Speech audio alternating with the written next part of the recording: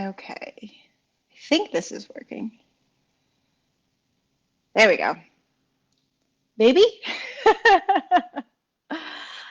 Okay, let's see.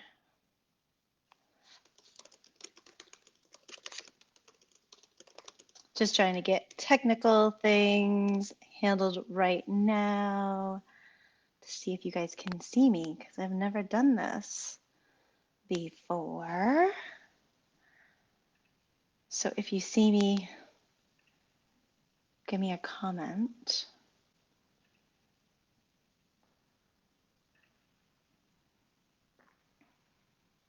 Because it doesn't tell me if there's messages or anything showing up. 3 viewers. Give me a thumbs up if you see me.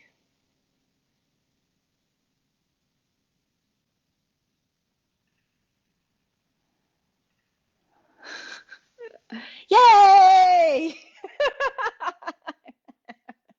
I see people. Okay, now that I can see where you guys are over here on this side. Cool. Thanks for your patience.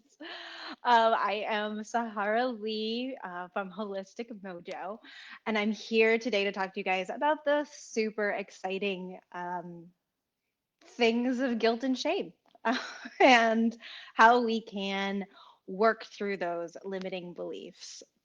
So, a little bit about myself. I am a doula and I do pre and postnatal work. That was kind of my basis of getting into Ayurvedic medicine and massage therapy.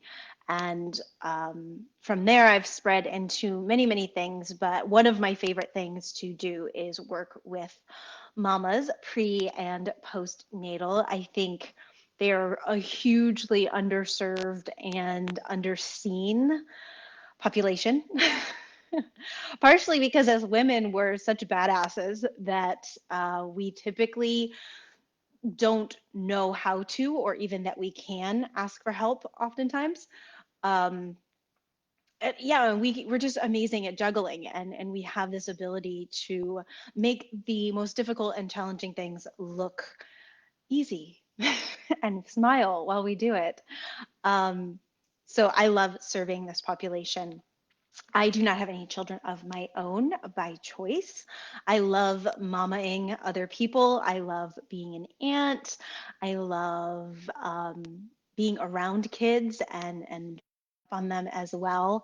But I have never had the desire to have my own, which have had a lot of my own guilt and shame around because society loves to tell you that, hey, you got a uterus, you got to use it. And I don't believe that to be true. So, um, yeah, guilt and shame, man, that is a heavy burden for anyone to carry. But especially when you're a mom and you are doing a million other things and taking care of a million other people and in general probably historically not taking care of yourself. Um, so I, for the last year, was a bonus mom, and something that my partner and I talked about often was history, and that as men, they are often not they're not trained to pick up the burdens. They're not taught to do that. And it's like I'm 38. My partner is 30, sorry, not 30, 40, 43, and a 3-year-old and a 6-year-old. And it was a conversation we had a lot where I was just like, you were not taught to be aware of your partner's needs as your partner, a caretaker. You're not taught to see what your partner who is let's say for argument's sake here, the woman, the mother or the bonus mom or whatever. You're just not trained or taught by society to take that stuff into account. So you don't.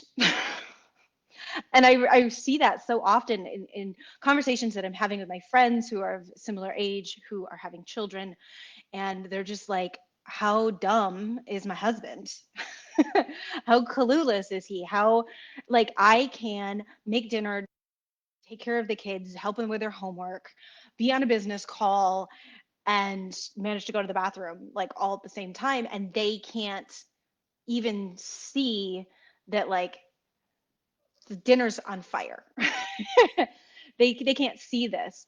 Um, so there's a lot of anger and resentment I find in the community of in the community of wives, um, caretakers, towards our partners, because they're just not pulling their own weight. And I've sat with that a lot and looked at it from a society perspective, where our fathers were not, it was kind of that gray space of, women going to work full time. Like, I know my mom went to work full time and managed to raise me, but her mother was kind of on that cusp of, like, women starting to work more and be out of the house less and be less of a full-time caretaker, or really at that time they were being a full-time caretaker and a full-time worker or a part-time worker. So our grandfathers were oblivious. Like, it was just like, that this is, I'm used to the wife being at home, the mother being at home and doing all this work. Um, so our fathers didn't have a role model to look at, around this. So they didn't really know what do I, nobody's taught them. And I know, and I've had the argument and of like, well, nobody taught me to do this, but that's not true, because as women have seen our mothers do it. Our mothers were the ones that were caretaking us typically. Our mothers were the ones that were kissing the boo-boos and making the dinner and doing the laundry. And so we have seen it. And often, I know for me personally, as a female, I was doing those things as a child as well. I was helping, you know, helping make dinner. I was helping doing laundry. So in many ways, we were trained where the males oftentimes are not. They're just, unless they, I know even now with my nephew, like, unless he asks to help me make dinner, I'm less inclined to ask him for help than maybe my niece. So it's built into me. And these are limiting beliefs, because society has taught us this. The patriarchy has taught us this. And unless we are willing to have some compassion and to have some patience, for our partners, to teach them this, we are always going to end up frustrated and bitter and angry. And also, we need to be changing the conversation with our sons so that they are being taught, this is how you're helpful around the house. This is not just a woman's place. This is your place. And I think that's an important conversation to start having, because I know that the thing I see across the board with mothers is some anger and resentment, and then some shame and guilt around that anger and resentment. Like, man, I was just a righteous bitch to my partner, or I really need to take time for myself and I don't feel supported in taking that time. And I don't feel like my partner isn't giving me that time, whether they are or not. But because society has taught me that I don't deserve that time, that is not in my job description as a wife and mother. I just got a message definitely trying to teach my son. Yes. That is so important. It is teaching our kids those boundaries, because we were not taught them for the most part. I would say women that are around my age or even younger are not being taught that. And men for sure are not being taught that. So some of this work has to come from the inside out as far as teaching. And we have to have compassion for that, which is really, it's just one more thing on our checklist of things to do. Honestly is. But if we want to see the change, create that change, and be the pusher of that change. So a lot of that has to do with us getting connected to ourselves and starting to believe that we're worth what we need. And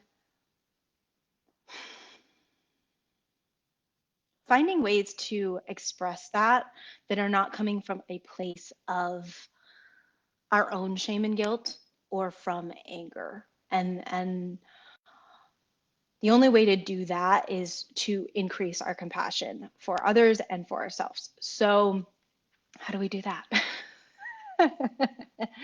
I do a form of energy work called theta healing, which I find very clear and concise. I like the way it works for my brain, essentially. I like the way it's like a call and response, yes, no, I want, don't want this. But essentially, this form of energy healing is like just about every form of energy healing on a belief work platform um, out there. So, how can you do this for yourself? I would say it is important to have awareness of yourself and to use whatever you're feeling, whether it is shame, blame, guilt, anger, to use that as a alarm bell, or I don't want to say alarm bell because that feels negative, like like a church bell, let's say, like a ring, like a like ding ding light bulb over the head moment of going, oh, okay, this is an interesting feeling. And then starting to sift through that. So finding that moment in your life where no one is around, maybe in the bathroom, maybe in the shower, whenever you can, in the car, at a red light, taking these emotions, write them down in a journal if you feel like I'm just so busy, I can't get to all this. Write them down in a journal so that you have them available to you when you do have the time. And going inwards and saying, okay, what is the story that I am telling myself here? And identifying that story and maybe writing that story down or recording that story is great. We've all got smartphones now. We can just record this stuff, record ourselves talking in the car as we're driving, as we are verbally just like vomiting all of our emotions out. What is the story that I am telling myself right now? Where did this story come from? So is this a story that my mind has created around a situation, around like, why am I feeling like I can't take a spa day? What is that? Why am I feeling like I can't ask my partner for help? Why do I feel like I can't tell my kids to, you know, or this was a great one. When I moved to Sweden, into my partner's house, the house was covered in toys 24/7. I mean, it was just like we only had the kids half time, and it was like, why on an off day is the whole floor covered with these toys? And I had to really work with my partner to figure out why the kids owned the house. And that was a huge thing for him. Like, I have guilt and shame around, the family not working out and then them having this experience. So I'm just going to let them go crazy. And so putting boundaries on your kids, what is the story behind that? What is the belief behind that? And it takes really getting curious about ourselves to discover, like, oh shit, this might not be my story at all. This might be my mom's story. This might be my dad's story. This might be my church's story. This might be my cultural story. And starting to identify those things so that um, so that we can free ourselves from them. Because if we don't recognize that our brain has been hijacked, which is exactly what that is, it's like honestly, 90% of the shit that we think about and believe is someone else's. We have been hijacked to believe these things. So if you're not curious, you're not going to recognize you've been hijacked. It's kind of like Stockholm syndrome. You're just like, hey, this sucks, but it's what I know. And we live by that, man. is essentially all of the work that I do with people is breaking them out of this self-imposed prison that they found themselves in because they bought into and have been taught all of these different belief systems. So get curious. Ask yourself, when you feel these emotions, when you feel shame, guilt, blame, judgment, judgment for other moms, judgment towards yourself, judgment towards your kids, judgment towards your partner, you feel these things, write that shit down. Get comfortable with it. Um, and ask yourself, where's this coming from? Who told me this? Is this serving me? Now, I guarantee you it is serving you, even if you're like, hell no, that's not serving me. It is, because you wouldn't have it in your life if it wasn't. But that it might be serving you in a way that is limiting you. How do I explain this? So I have a tendency towards injuring myself. I'm a real klutz, even though I was a professional dancer. But how is that serving me? I've done a lot of work around this, and it is, if I'm in physical pain, I'm keeping myself safe. That was the belief I came down to, which is like absolute BS. I'm like, that logically I know that's not real, but on an energetic level, I am constantly calling in ways to create physical pain in my life to protect myself, because somewhere along the line I have a belief that a strong, independent, physically, emotionally, and mentally capable woman is a danger to society, because it was a danger to my ancestors. It was a danger to my grandmother, who had a very difficult life, a very violent life, where she was heavily, heavily abused, and then became essentially an abuser from that. Um, and what I found when I did this work and really dove into myself was there was just a lineage behind me of strong women who had to mute themselves because it was dangerous. It was dangerous to be loud and be a woman because you bring attention to yourself. It was dangerous to be beautiful and be a woman because you bring attention to yourself. And the patriarchy doesn't like that. So let's mute ourselves. Let's get small. And what's the easiest way that my body and my spirit has figured out how to do that? Through back pain, through knee pain, through walking into walls because I'm not paying attention.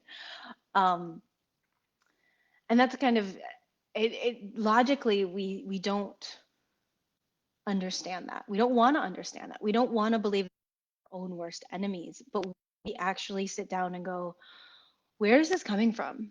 And how is this serving me? We can learn that, like, oh, this is keeping me safe. Or, oh, I think that this is how I have to exist in the world in order to get my needs met. So sitting down, asking yourself, where is this story coming from?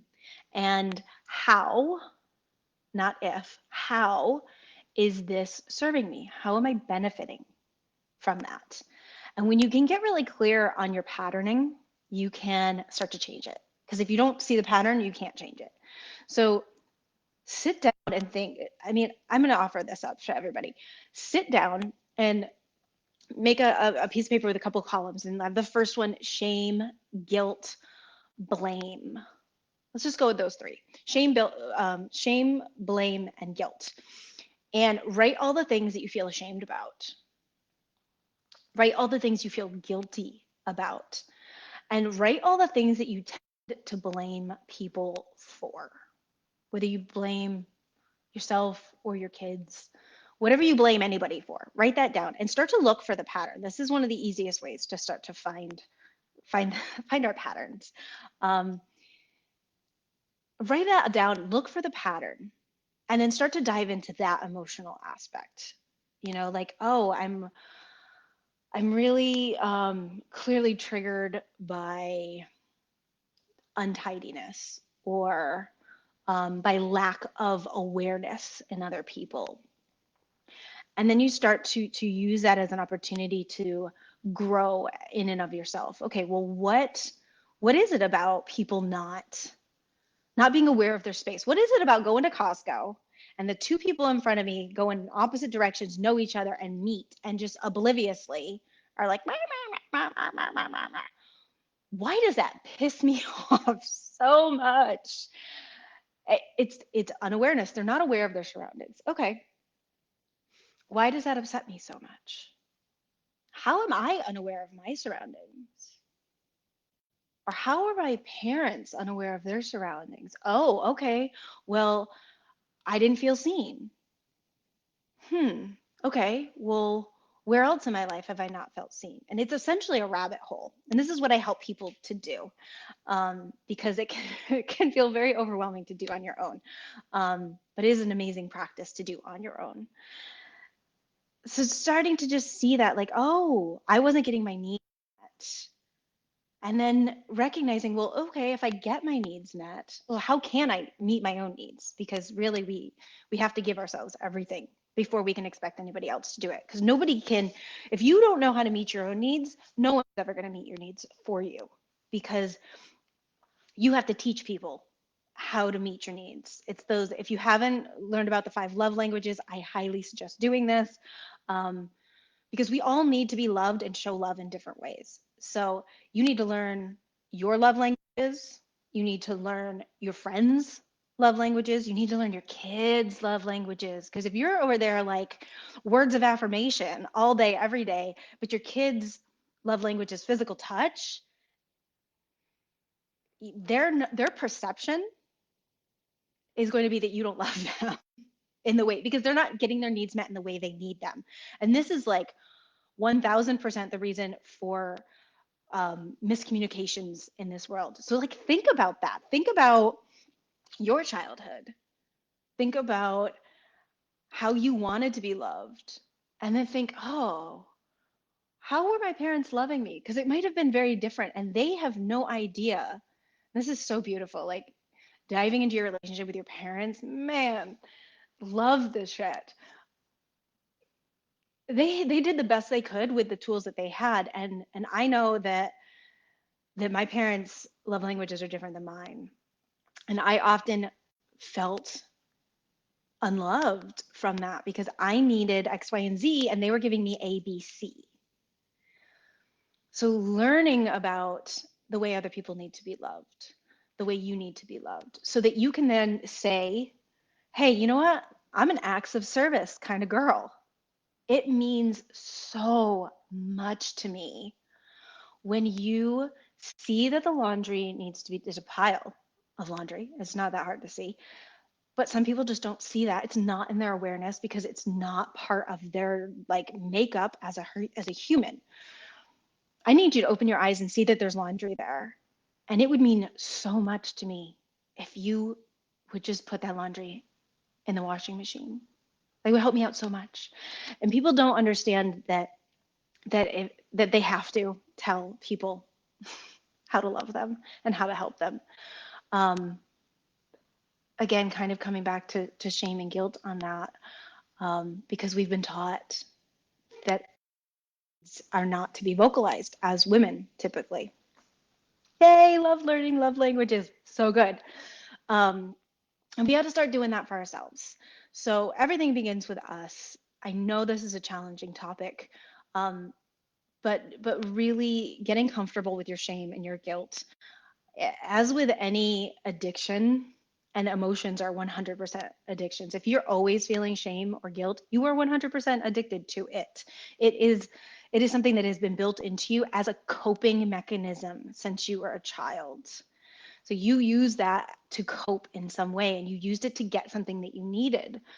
So when we recognize that these challenging emotions are ours, we have to own them. Um, then we can start to understand them. Once we own them, then we can go into understanding them, mulling it around in your mouth, like, what does this mean to me? How does this make me feel? What am I getting out of it? And then from there, we can learn what the unmet need is that we're using these emotions to get us. And from there, we can start to give it to ourselves. We can start to give permission. And that might be a really small thing to start. It might be just removing the shame or the guilt around something like this summer around my birthday, there was like one piece of birthday cake left and it was in the back pantry. And I went in there and I locked the door and I just brought a fork with me and I ate the cake and I drank amazing grapefruit cider. And I had this like shame moment of like, oh, I should be like, maybe I should have saved this for one of the kids, or I should be somewhere else other than in this quiet space with the door locked where nobody knows where I am and nobody needs anything from me. Or if they need something, they can't find me. And it was just 5 minutes. And I had to just sit there and like really give myself permission. Be like, you need to chill. There's other adults in this house. Nobody needs you that bad. Just take this 5 minutes for yourself. Um, and I found from jumping into the experience of becoming a parent to, you know, a 3-year-old and a 6-year-old suddenly, that there was a lot of these feelings that came up for me that were, I should be doing something else right now. Like, I shouldn't lock the door when I need to poop. That is 100% a thought I never thought I would have. But you know what? Absolutely should lock the door when I need to poop. Why? Because I should be able to poop in freedom. And I think that we as women take on far more than we need to. Um, we're not that important. We're not. We're not that important. We can let our children fail, we can let our partners fail, and it is going to help them grow. And we we have placed way too much importance on ourselves, need to be there and our need to micromanage and our need to organize. We need to let it go. We are not that important. We are not that serious. Not at all. You can let yourself lock the door and take a poop in peace. You can say to your partner, hey man, I haven't showered in 3 days. I'm going to go take a shower. You deal with this and just let the chips fall where they may. Um, just create the space and let go of the belief that like the world's going to end if you're not there to do it, because it's not going to end. And you are, I do think a lot of times that self-inflicted shame and self-inflicted guilt is an inflated sense of self on many levels. We believe that we are more important than we are. And really, that 3-minute poop is fairly inconsequential, um, unless you got an open fire hanging out in the living room. Your kids are probably going to be okay for 90 to 180 seconds while you go and poop. So starting to get more realistic with yourself, and is this shame me wanting to be seen? Is this an opportunity for me to sit here and say, like, I'm not feeling seen and I want to be seen? And how can you then be seen in a or to be seen in a more authentic light than being angry, being frustrated? And how do you start to move out of those victim spaces and into empowered spaces? So that was a lot to go over. Um, Feel free, if this was interesting to you and you want to chat more about it, if you go to my website, holisticmojo.com, in the book now section, I have a 30-minute just get to know me call, essentially, like get to know each other.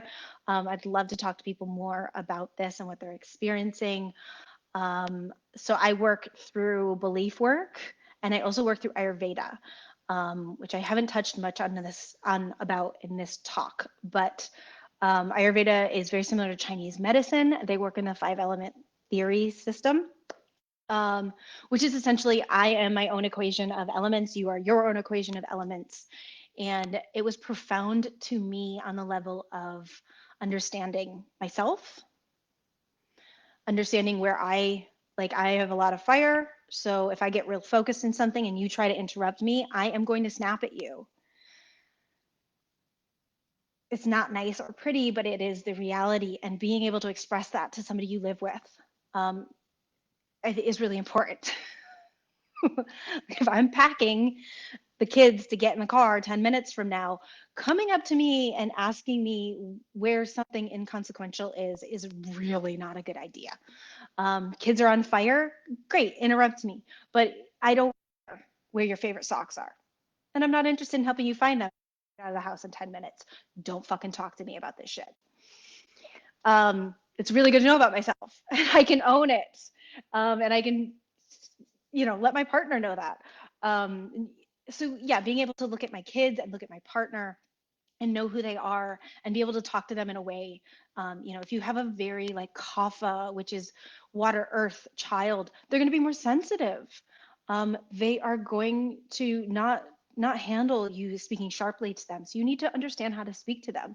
Whereas if you've got like this airy fairy vata kid that's floating off into space, you need to know, okay, I need to organize this, get in this little like organized section. I need to ground you, get you into the earth. I need to be on your butt a little bit more to get you in the car so we can get the hell out of here. um, that was a big profound thing when I found Ayurveda. I was like, oh man, I understand myself, I understand my friends, I understand my family, I understand my husband. Like, and even I was married at the time, I did a week of just changing my diet, and my husband was like, you are so much easier to listen to live with, to be with, to eat with. Because I was balancing myself out with food, but you can balance yourself out with food, with the clothes you wear, the type of clothes you wear, the way you drive to work, the when you understand yourself and the people around you, you know who to go and like talk to. Do I need support right now? Do I need to bitch right now? Do I need to dream right now? Those are all different people that you need to understand and be able to talk to. So yeah, I use Ayurveda with my clients to help them understand each other, understand themselves better, and essentially empower them. All of this is just empowering. I want to educate people. I want to empower them, um, to be able to get past these systematic beliefs that have been put on us by government, family, culture, all of the above. We are essentially living our lives with really thick glasses on that are full of other people's opinions and beliefs that are not innate to us. So if this interests you, you can also, if you go into the mind section, so offerings, click on mind. Right at the top, it says 30 days to mindfulness. It is a free 30-day course that I offer that helps people to clear out a lot of this clutter. Just getting you looking at things like toilet paper. Am I an under and an over? And why? Like, was it because my mom did it? Is it how I grew up? Is it because I've been it's because I've been bullied by social media to think you have to be an over and not an under.